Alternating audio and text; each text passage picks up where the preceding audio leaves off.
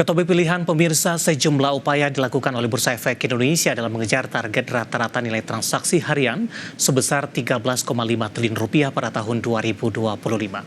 Upaya yang dilakukan pihak bursa diantaranya melalui penerapan short selling, kebijakan liquidity provider, serta pengembangan single stock future.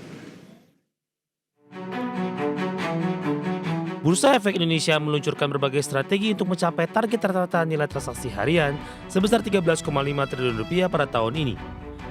Direktur Pengaturan Perdagangan dan anggota Bursa BEI Irfan Susandi mengatakan sejumlah inisiatif dikembangkan guna mencapai target tersebut. Inisiatif BEI diantaranya penerapan short selling, liquidity provider, dan pengembangan single stock futures. Irfan menyatakan sejumlah inisiatif tersebut diintegrasikan sebagai bagian dari upaya mencapai target rata-rata nilai transaksi tahun ini, serta memperkuat daya saing pasar modal Indonesia secara regional. Terkait strategi BEI mengejar target nilai transaksi harian, strategi pertama yakni membuka penerapan short selling mulai September 2025. Penerapan short selling akan membuka peluang bagi pelaku pasar untuk melakukan hedging, sehingga dapat meningkatkan transaksi harian.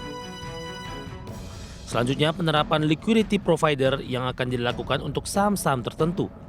Implementasi liquidity provider disebut dapat menurunkan spread dari perdagangan saham yang tercatat di BEI, serta dapat menambah likuiditas saham yang tercatat di BEI. Strategi berikutnya adalah pengembangan single stock futures, di mana BEI menambah saham yang dapat dijadikan underlying.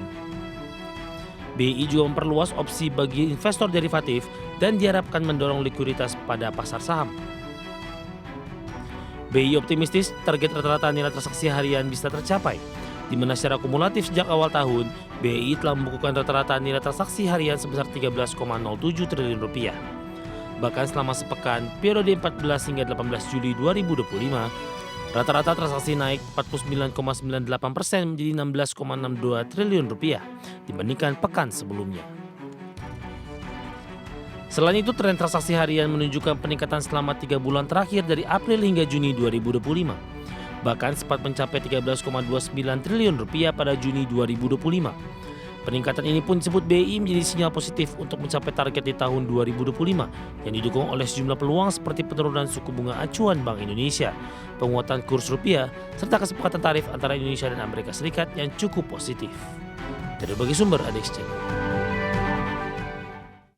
Kita beralih ke informasi emiten pemirsa, di mana PT Sumber Tani Agung Resources Tbk atau STAA mencatatkan pertumbuhan kinerja positif di semester pertama tahun 2025, di mana perseroan berhasil membukukan kenaikan laba bersih 55,15% secara tahunan dan kenaikan penjualan di 33,46% secara tahunan.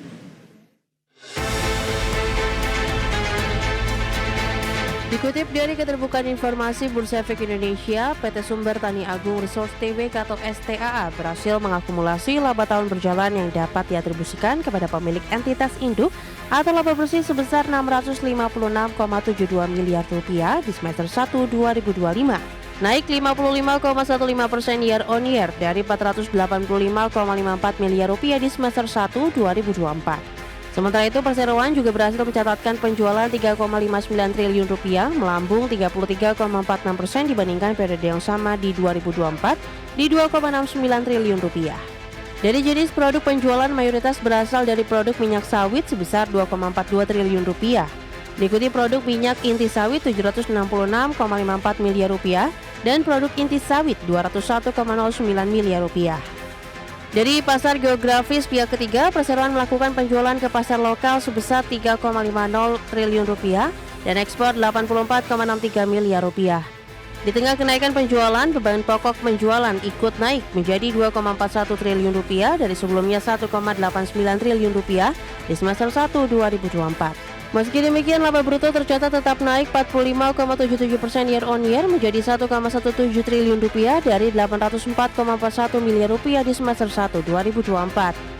Per 30 Juni 2025, perseroan memiliki total aset 8,35 triliun rupiah, naik dari 8,08 triliun rupiah per 31 Desember 2024. Total liabilitas perseroan 2,39 triliun rupiah di akhir Juni 2025, naik dari 2,18 triliun rupiah di akhir Desember 2025. Sementara total ekuitas tercatat 5,95 triliun rupiah, naik dari 5,89 triliun rupiah di akhir tahun 2024. Perseroan memiliki kas dan setara kas di 999,70 miliar rupiah di akhir Juni 2025, naik dari 782,72 miliar rupiah di periode yang sama tahun lalu. Berbagai sumber, IDX Channel.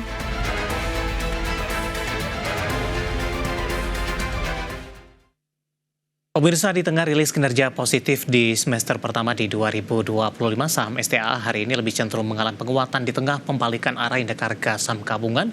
Bahkan jelang penutupan, penguatan bertambah menjadi 2,41% di Rp850 per saham maksud kami.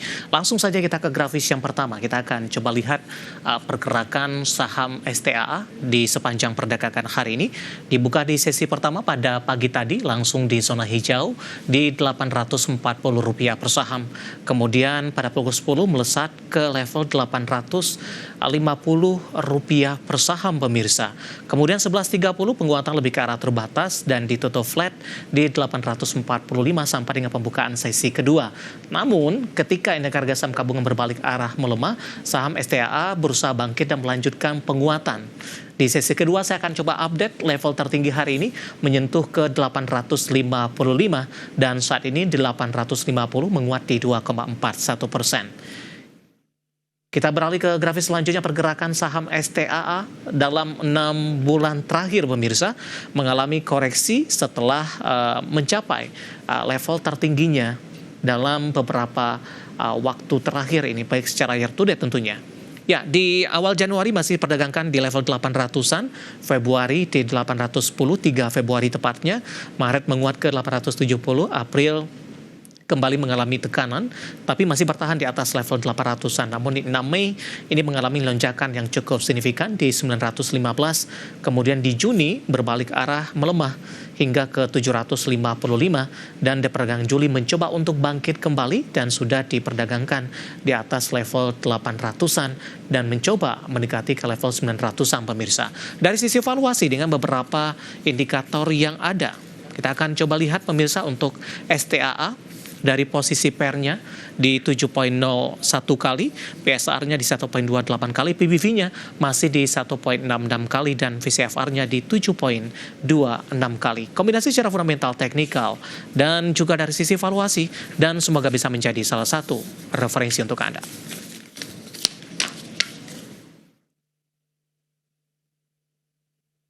Kita akan jeda kembali dan tetap di tempat Anda. Setelah ini kita akan review jalannya perdagangan di sepanjang hari ini, di mana indeks harga saham gabungan berbalik melemah ke 7.300-an. Kami akan segera kembali sesaat lagi.